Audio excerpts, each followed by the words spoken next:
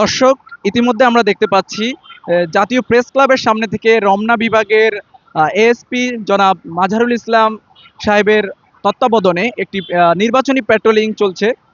নির্বাচনী পেট্রোলিংয়ে কিন্তু তারা আহ, বেশ কয়েকটি মোটরসাইকেলের সাথে তাদের পুলিশের যেই পিক আপ ভ্যান রয়েছে, ভ্যানে করে সকল কনস্টেবল থেকে শুরু করে সকল প্রকার অফিসারদেরকে নিয়ে তারা কিন্তু পেট্রোলিং এ নেমেছেন এবং তারা সকাল 6টা থেকেই কিন্তু এই পেট্রোলিং চালিয়েছিলেন। সকাল 6টা থেকে এই পেট্রোলিং অব্যাহত আছে এবং বিকাল 3টা পর্যন্ত হয়তোবা আমাদের জানিয়েছিলেন যে বিকাল 3টা পর্যন্ত এই পেট্রোলিং চলবে এবং এই পেট্রোলিং এর মূল লক্ষ্যই কিন্তু নির্বাচনী এলাকাগুলোকে সুশৃঙ্খল রাখা এবং নির্বাচনী এলাকায় যেন কোনোভাবেই কোনোভাবেই যেন কোনো আপনার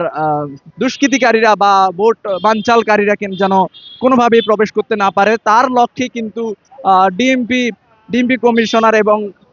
রমনা বিভাগের এএসপি জনাব মাজহারুল ইসলাম ও তিনি কিন্তু এই পেট্রোলিং চালিয়ে যাচ্ছেন। সকাল থেকে তারা কিন্তু স্বতঃস্ফূর্তভাবে এই পেট্রোলিংয়ে